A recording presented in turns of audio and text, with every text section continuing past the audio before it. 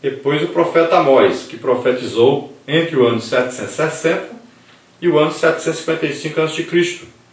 Rei de Judá era Uzias, rei do norte era Jeroboão II.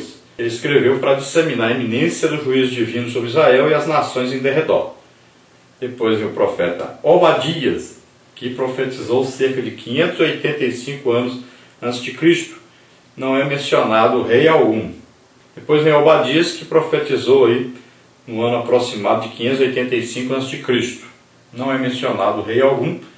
E ele escreveu para revelar a ira de Deus contra Edom. Depois veio o profeta Jonas, que profetizou aí no ano de 760 a.C. O rei do norte era Jeroboão II. Ele escreveu para demonstrar a misericórdia divina pela pregação através do arrependimento. Depois veio Miqueias, que profetizou aí por volta do ano 735 até o ano 710 a.C., os reis de Judá, Jotão, Acais e Ezequias. Ele escreveu para advertir a nação sobre a queda de Jerusalém e Samaria como juízo de Deus. Depois veio o profeta Naum, que profetizou provavelmente entre os anos 630 e o ano 620. Os reis de Judá e do norte não são mencionados, e ele profetizou para anunciar a iminente destruição da intensidade de Nínive. Depois veio o profeta Abacuque, que profetizou aí aproximadamente no ano 606 a.C., rei de Judá era Jeoaquim. Ele profetizou para ajudar o remanescente fiel a compreender os caminhos de Deus do tocante à sua nação pecaminosa e à iminência do juízo divino. Depois veio o profeta Sofonias, que profetizou no ano 630 a.C., rei de Judá era Josias. Ele profetizou a respeito de advertir Judá e Jerusalém do iminente juízo de Deus. Depois o profeta Ageu, que profetizou aí no ano de 520 a.C., as primeiras décadas do pós-exílio. E ele profetizou para exortar o povo judeu na reedificação do templo. Depois o profeta Zacarias, que profetizou entre os anos aí 520 e 470 a.C., período do pós-exílio. Profetizou Zacarias para fortalecer os judeus quanto à vinda do Messias. E, por último, aí veio Malaquias, que profetizou entre os anos de 430 a 420 a.C., período pós-exílico, e profetizou para confrontar os sacerdotes e o povo para arrependerem-se dos seus pecados. Então nós vamos falar sobre todos esses 12 profetas aí durante o nosso trimestre. Vamos ver aí as principais mensagens e como elas se aplicam às nossas vidas nos dias de hoje. Vamos ver aí, então, na primeira parte nossa aí, sobre os profetas menores. Então nós vamos ver aí a autoridade, vamos ver aí a origem do termo e cânon e cenário dos 12. Vamos ver então a autoridade. A coleção dos profetas menores compõe-se dos seguintes livros: Oséias, Joel, Amós, Obadias, Jonas, Miqueias, Naum, Abacuque, Sofonias, Ageu, Zacarias e Malaquias. Essa estrutura vem da Bíblia hebraica, posteriormente da Vulgata latina. A Septuaginta, que é a antiga versão grega do Antigo Testamento, apresenta nos 6 primeiros livros uma disposição diferente da hebraica, dispondo os livros assim: Oséias, Amós, Miqueias, Joel, Obadias e Jonas. É importante ressaltar que o valor e a autoridade dos escritos dos profetas menores em nada diferem dos profetas maiores. Tal classificação é puramente pedagógica, visando tão somente facilitar a compreensão da presença de uma estrutura literária nos livros proféticos do Antigo Testamento. Não obstante, ambas as coleções são uma só escritura e têm a mesma autoridade. Veja aí as referências bíblicas. Então, para você entender melhor a estrutura da Bíblia hebraica, de acordo então com Lucas 24:44, vamos ver aí esse quadro. O nome da coleção dos livros é essa aí. Então, na Bíblia hebraica tem aí a Torá, tem Nivim e tem Ketuim. A Torá é composta então dos 5 primeiros livros, que Gênesis, Êxodo, Levítico, Números, Deuteronômio. Depois, essa parte aí de Nevim, vem aí os primeiros profetas, Josué, Juízes, Samuel e Reis.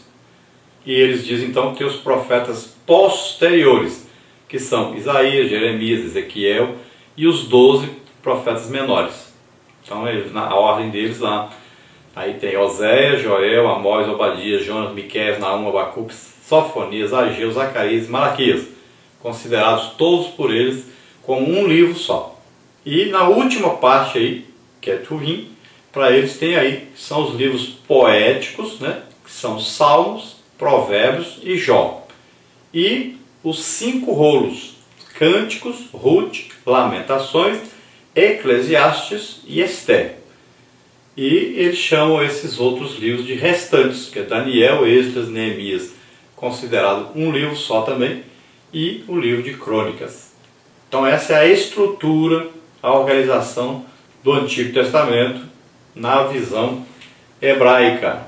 Então não se preocupe de achar assim, que do jeito que está organizada a nossa Bíblia está errado. Não, não é isso. Quando se organiza para melhor leitura, para melhor assimilação do que está escrito. Então a nossa organização, a estrutura que foi montada para nós na nossa Bíblia, fica melhor para nós compreendermos. Então eles organizam de maneira diferente. Eles entendem, compreendem melhor se estiver do jeito que está organizada a Bíblia deles. E para nós foi decidido que melhor seria da maneira que está. Agora os livros são os mesmos, o conteúdo é o mesmo, então não precisa se preocupar com isso. Vamos ver a origem do termo profetas menores, né? A expressão profetas menores advém da Igreja Latina por causa do volume do texto ser menor em comparação aos dos profetas maiores, que são Isaías, Jeremias e Ezequiel. Assim explica Agostinho de Hipona, 345 a 430 d.C., em sua obra A Cidade de Deus. O termo é de origem cristã, pois na literatura judaica essa coleção é classificada como os 12 ou os 12 profetas.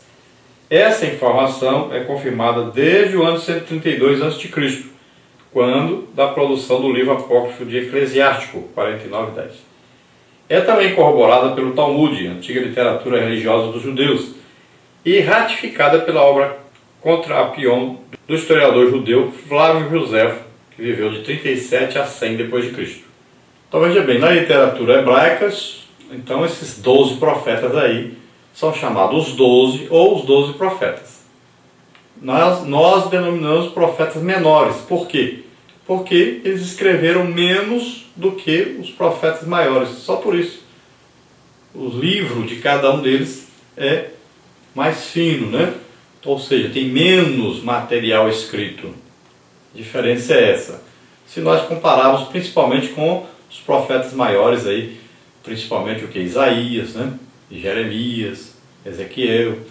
Vamos ver aí, cânon e cenário dos 12.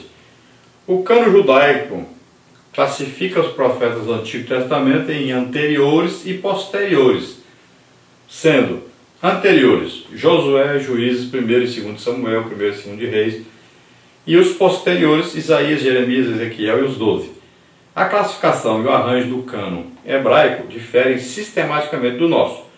Um dado importante é que todos os profetas de Isaías a Malaquias viveram entre os séculos 8 a 5 a.C., tendo alguns deles sido contemporâneos. O período abrangeu o domínio de 3 potências mundiais: Assíria, Babilônia e Pérsia.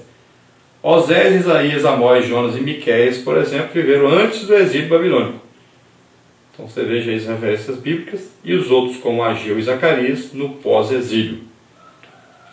Então você pode usar o mesmo quadro aí que nós já mostramos ali, né? A organização hebraica dos livros, que diferem dos nossos, da organização nossa. E os profetas, todos esses profetas, profetizaram entre o século 8 e 5 a.C. Então, de 800 a 500 anos antes de Cristo. E alguns profetizaram antes dos judeus serem expulsos, levados cativos para a Babilônia, e outros profetizaram após esse exílio, né, a sua volta para Israel. Agora não quer dizer que os profetas viviam tantos anos depois que vinha outro. Não. Existem também os profetas que profetizaram ao mesmo tempo com outros profetas. Então, às vezes, tinha um profeta profetizando na parte de cima de Israel, né, na parte norte, e outro na parte sul. Poderia acontecer também de profetizarem dois ao mesmo tempo, na parte sul ou na parte norte. Então, existiam os profetas contemporâneos que viveram e tinha outro profetizando também naquela mesma época. Na parte 2 nós temos aí a mensagem dos profetas menores, sua procedência, a palavra dos profetas e como uma luz que ilumina o lugar escuro. Então, procedência. O apóstolo Pedro afirma que a revelação ministrada à igreja era uma mensagem real e abalizada pelo testemunho ocular do colégio apostólico. À semelhança dos apóstolos, os profetas inspirados pelo Espírito Santo refletiram fielmente a vontade e a soberania divina acerca da redenção de Israel, em particular, e da humanidade em geral. Então, como nós vimos na nossa leitura no início, o apóstolo Pedro, ele diz que assim como os 12 apóstolos iniciaram a igreja e comandaram aí esse início da igreja, organizaram esse início da igreja, assim também esses profetas menores, eles profetizaram a respeito do que ia acontecer no futuro e trouxeram, de certo modo, uma organização para esperarem a vinda do Messias. Então também são 12, assim como os apóstolos eram 12, também esses profetas aqui eram 12, e eles vieram assim como que fazendo uma preparação para a vinda de Jesus. A mensagem dos profetas é de procedência divina e tem como cenário as ocorrências do dia a dia. O casamento de Oséias e a visita de Amós a Samaria são apenas alguns dos exemplos que deram ocasião aos oráculos divinos. Semelhantemente aconteceu aos apóstolos na transfiguração de Jesus no Monte das Oliveiras. Então é colocado aqui como um marco de início de trabalho o casamento de Oséias e a visita de Amós a Samaria. Então aí começou o período desses 12 profetas menores e suas profecias, seus escritos. Assim como os apóstolos, após o Monte da Transfiguração, de terem aquela visão de Jesus glorificado, então, a partir dali, eles começaram a ter realmente uma certeza de que Jesus era o Filho de Deus e começaram, então, essa nova etapa de testificarem disso, montando assim uma estrutura da igreja. Número 2, a palavra dos profetas. Convém ressaltar que a expressão os profetas, nessa passagem, não se restringe aos literários e nem mesmo aos 12, porque Deus levantou profetas desde o princípio do mundo. Então aqui está explicando que não são só esses os profetas, ou seja, aqueles profetas maiores e os menores, ou não são só esses profetas. Por exemplo, nós podemos chamar de grande profeta Moisés. Moisés disse: se levantará um profeta semelhante a mim. Ora, ele mesmo está dizendo, testificando que ele é um profeta, né? Então, profeta é aquele que prediz alguma coisa, inspirado pelo Espírito Santo, ou aquele que traz aí uma mensagem reveladora da situação pela qual está passando a nação. Então aqui o profeta é aquele que é chamado vidente, ou seja, ele vê acima dos outros, mas não é porque ele tem a capacidade de ver, é porque ele recebe essa capacidade aí de Deus. Então ele tem uma visão de Deus sobre a situação que está ocorrendo e ele traz então conselhos, advertências, e ele também traz mensagens de consolo, de um arrependimento, de uma volta para Deus, sempre apresentando o problema, mas apresentando a solução em Deus.